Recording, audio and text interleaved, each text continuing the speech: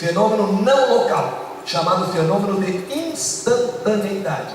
A grande lei da física quântica: todos estamos interconectados. O dito da doutrina espírita: nós não podemos evoluir esquecendo o bem do nosso semelhante. Temos que nos unir, porque o amor se materializa através da prática da caridade. Então também não existe o terceiro postulado do materialismo realista. E o quarto é bonito, ele é composto. Sabe aquelas pessoas que, não tendo muito argumento, procuram um vocabulário mais difícil, para que os outros digam assim: não vou contar que não entendi.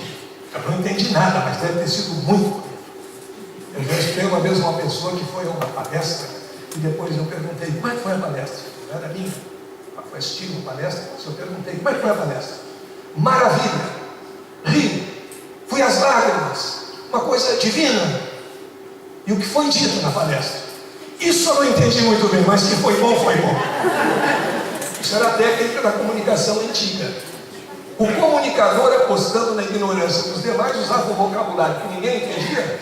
Sabe quando o juiz da Suprema Corte fala judicialeza, ninguém entende nada, mas bate palma porque acha bonito? Fazia isso. Isso é anticomunicação. Então aqui eles também procuraram umas palavras diferentes. Epifenomenalismo. Os fenômenos mentais subjetivos são epifenômenos da matéria. Sabe o que quer dizer isso? Que caráter, bom senso, harmonia, todas as qualidades mentais resultam do funcionamento do cérebro como máquina. Os neurônios, materialmente falando, são que condicionam tudo isso. Erro deste postulado: a comprovação de que a consciência age até independentemente do cérebro, que confirma Chico Xavier: o cérebro é o gabinete da alma. Nosso cérebro, por exemplo, não sabe a diferença entre o que veio e o que recorda. Se mostrarmos para uma pessoa com PET scanners ligados à sua cabeça uma paisagem, um quadro, ela registrará algumas ondas cerebrais. Mais adiante, quando nós pedirmos para a pessoa lembrar aquele quadro, ela produzirá exatamente as mesmas ondas cerebrais. Portanto, em termos eletrônicos, em termos do estudo da neurociência, não há como distinguir o que é visto do que é lembrado. E como é que nós sabemos tão bem a diferença? Quem é que sabe tão bem a diferença? A consciência, aquela que preside a organização do cérebro e usa-o como instrumento. Então nenhum dos quatro postulados fundamentais do materialismo realista é válido à luz da ciência atual. Logo, precisamos uma nova filosofia da ciência, essa espiritualizada, que vai tendo cada vez maior convergência com a doutrina espírita e que nos é trazida pela física quântica. Aqui apenas alguns exemplos daquelas fotografias da água, fotografado o cristal de gelo num ambiente de boas vibrações e más vibrações, etc. São exemplos, nós conhecemos bem isso, que nos mostra algo muito importante. Fisicamente falando, nós somos mais de 70% de água. Isto é uma metáfora, uma mensagem da natureza. O belo atrai o belo. A capacidade de apreciar o belo é prova de evolução. Então, que tipo de molécula nós queremos, pelas nossas emoções, criar dentro de nós? A dos bons pensamentos, atrativa de belezas, de harmonia, ou a dos pensamentos negativos? Podemos produzir uma ou outra. A escolha, como sempre, é nossa. Era tão bom quando a gente não precisava escolher nada, estava tudo marcadinho, né? Agora nós temos que escolher. Mas antes também não era tão bom, porque alguns eram marcados por bem e outros por sofrimento. Agora não. Nós fazemos o nosso caminho. Então, em termos de informação, nós temos a chamada visão quântico-espiritualista, para ser bem genérico. Dizem os budistas que nós criamos nossas paisagens e nos limitamos a elas. Isso é muito comum na nossa vida. Sabe quando a criança diz assim: eu não vou saber matemática nunca, isso é muito difícil. E o pai diz: tem razão, isso é um horror. Pronto. Licença para não saber mais nada. Criou aquela paisagem e se limitou a ela. Então nós podemos, através da nossa percepção, da nossa concepção, criar novas paisagens. E com isso enxergar o que não enxergávamos antes. Porque cada um vê aquilo que está preparado para ver. Se nos prepararmos melhor, veremos melhor. Além dos nossos 5 sentidos, nós operamos presos a 5 informantes. sentidos físicos. Eles são utilíssimos, mas são limitados. Não dá mais para dizer que eu só acredito nas radiações que eu vejo, porque então eu só acreditarei em cores do vermelho ou violeta, não acreditarei no raio-x, nos raios gama e nas ondas de rádio. Então o plano das informações sensoriais não é único, nem é causal, porque o mundo físico é um plano de efeitos. E por isso a gente diz que devemos cultivar espiritualmente o crescimento e a esperança, porque existe uma visão de mundo na qual tudo tem solução. Exemplos muito simples. Quando se conheciam somente os números naturais, aqueles que vieram da necessidade de contar, 1, 2, 3, 4, e depois veio o zero como homenagem a algumas inteligências, as operações matemáticas, aritméticas, eram limitadas. Se eu pensar só nesse universo de números, 3 menos 2, 1, 2 menos 3, não existe. E até a lógica diz isso. Como é que de 2 eu vou tirar 3? É impossível. Aí os matemáticos podiam ter se sentado perto desse obstáculo. O obstáculo não é feito para dar sombra para chorões. O obstáculo é feito para dar energia e ser superado. Eles foram adiante e criaram os números relativos. E hoje qualquer criança aprendendo aritmética já sabe 2 menos 3, menos 1. A gente sabe que isso existe. E às vezes tem a comprovação material disso aí de um modo muito triste. Vai no terminal bancário eletrônico e pede o saldo da conta corrente. E ele tem um número bem grande com sinal menos na frente. Aí aprendemos que existe menos 500, menos 1000, e que menos 500 mais 500 dá zero, coisas do gênero. Então já temos um outro campo de números. Mas as dificuldades continuavam. Dificuldade é desafio para progredir. Tá bom, resolvemos. 2 menos 3 menos 1.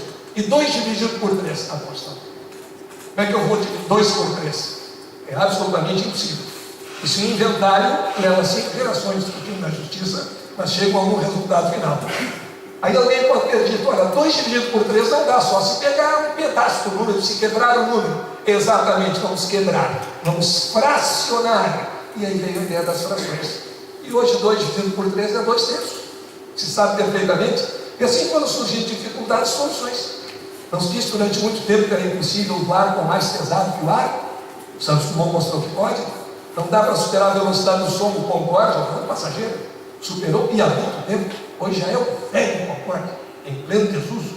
Não dá para sair da gravitação da Terra para ar. Dá para ir no espaço, fotografar a Terra de longe, uma opção de coisas. Quer dizer, o impossível é uma barreira absolutamente temporária, que se vence com esperança. E assim, nós temos os passos da evolução, unindo a ciência e o espiritismo. Vendo em Kardec o grande precursor, que não aceitou as coisas prontas, que duvidou e nos permitiu duvidar. Disse, nem tudo foi dito. A verdade é histórica, novas coisas surgirão, o que nos leva à obrigação de estarmos sempre estudando e nos atualizando. Fé raciocinada, não o argumento de autoridade. Fulano disse, então está certo. Não. E na fé raciocinada eu posso questionar. Vejam a coragem antidogmática. É preferível rejeitar verdades a aceitar mentiras. Quando eu rejeito verdade, eu estou apenas fazendo uma pausa. Quem sabe não cheguei naquele amadurecimento. Agora, quando eu aceito mentiras, eu vou ter depois um enorme trabalho de demolição, de remoção de entulho, um enorme gasto de energia para novamente ter um terreno próprio para uma construção adequada. Disse também que o espiritismo seria científico e que os espíritas devem amar-se e instruir-se. Não por acaso o amor está em primeiro lugar, porque o mais importante de todos os sentimentos é o resumo maior de todas as leis físicas que regem o universo.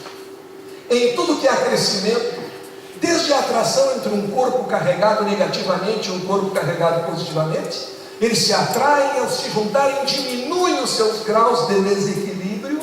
Então, em primeiríssimo lugar, o amor. Mas o amor sem base, sem questionamento, pode nos levar a resvalar perigosamente para o fanatismo. Logo, amar-se e instruir-se. E a capacidade de se reformular, se necessário, diante de novas provas. Nesse sentido, a grande lei é o progredir sempre. Nascer, viver, morrer, renascer ainda, progredir sempre. A grande ideia é o progresso. Portanto, como diz o refrão de uma música brasileira, para frente que se anda, para frente que se deve andar, essa é a lei do progresso. Não pode viver no passado. No meu tempo é que era bom. Quando uma pessoa fala assim, ela está fazendo uma declaração, talvez sem sentido, de automunificação. Se eu digo, no meu tempo não era assim, quer dizer que no meu tempo não é hoje. Então hoje eu estou descontextualizado e sou inconveniente para dar qualquer tipo de opinião. É sempre para frente. Não viver na reminiscência. Existe a história de um navio na Segunda Grande Guerra, se não me engano era um navio holandês ou argentino, não lembro bem, que tinha que passar por um estreito. De um lado estavam as tropas do eixo, Alemanha, Itália, Japão, e de outro lado estavam os aliados. E o navio era neutro, mas o comandante pensou, vá que eles não saibam que são neutros. E teve a ideia de passar por ali. Foi a ideia genial da sua vida. No lado direito do navio, que seria visto pelas tropas do eixo, ele pintou um cruz suástica, retrato do Hirohito, do Adolfino, bandeira da Itália, do Japão, e do outro lado o retrato de Winston Churchill, bandeira dos Estados Unidos, da Inglaterra, e passou. Primeiro com muito medo, encolhido na rua, às vezes as pessoas se encolhem achando que adianta alguma coisa, não adiantaria nada, porque ele estava ali a encolher-se. Então, passou. E começou a ouvir um ruído, e quando se levantou para verificar o que estava acontecendo, viu que estava sendo delirantemente aplaudido pelos dois lados. Completou a travessia. Ficou contentíssimo com aquele acontecimento. E esquecido que a lei era progredir sempre, chamou o imediato e transmitiu a seguinte ordem: nunca fiz tanto sucesso em minha vida. Vamos repetir o feito, vamos voltar. Até hoje, pedacinhos do seu navio são encontrados lá no fundo do estreito. Então, retornar não. É progredir sempre com as lições que o passado nos deu, para aproveitarmos a construção de uma vida melhor. Essa construção de uma vida melhor vai nos mostrar que nós somos agentes de mudanças, que nós podemos aprender com os erros, que nós somos co-criadores, que nós devemos nos dedicar, enfrentar dificuldades, buscar melhorar e promover as mudanças necessárias, sempre com muito amor em nossos corações. Com amor nós afastaremos o ódio, e numa humanidade futura mais civilizada, quem sabe olharemos para o nosso passado como seres de luz e nos perguntaremos: para que guerra, irmão? Se depois do horrorizado verás que não valeu o sangue derramado. Se o mundo a girar não para jamais, a vida que se perde não volta nunca mais, e paz não haverá enquanto com grandeza não imitarmos o exemplo da mestra natureza. O sol a todos vem com seus raios iluminar, todos os peixes e a imensidão do mar, de todos os pássaros, o espaço aberto, para eles não existem fronteiras, estão certos. E se no maior reino, que é o reino dos céus, todos os homens são filhos de Deus, por que não fazermos neste globo pela vez primeira, num mundo só de irmãos, terra e crenças sem fronteiras? Obrigado.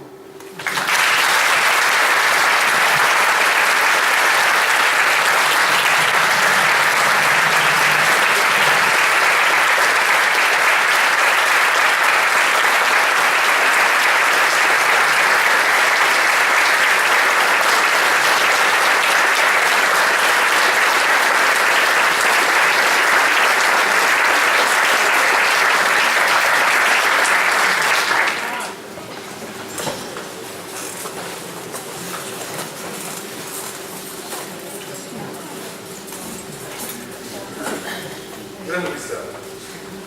Professor de alma também. Grande lição. Estamos a precisar do bem de ciência. E de ciência espírita também, não é? Foram aqui pronunciadas muitas reflexões. Como eu disse logo no princípio, e até me repito muitas vezes, a questão é que quem aborda a doutrina aborda a inteligência. Porque todo o discurso doutrinário, os postulados, as bases fundamentais, são envolvidas para a inteligência. O planeta mostrou-se capaz, há 150 ou 160 anos, de receber estas informações, a terceira revelação. mostrou-se capaz. Já havia um conjunto de inteligências capazes de abordar estes postulados e realmente de desbravarem o terreno e hoje, aqui, muitas das vezes, aliás, sempre abordamos nesta casa. Vamos então proceder aqui, nossos minutos, vou buscar já os materiais que temos falado.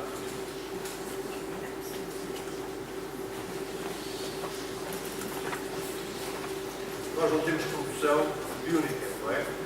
Não temos ainda livros que possam ter sido editados por nós, por esta casa, mas temos aqui uma pequena lembrança para o nosso querido Moacir, pelo menos desta cidade, da região, aquela que se diz, a região centenária, que é o Ribatejo.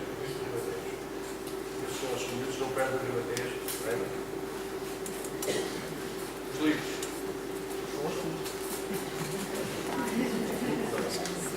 Falta aqui a Helena.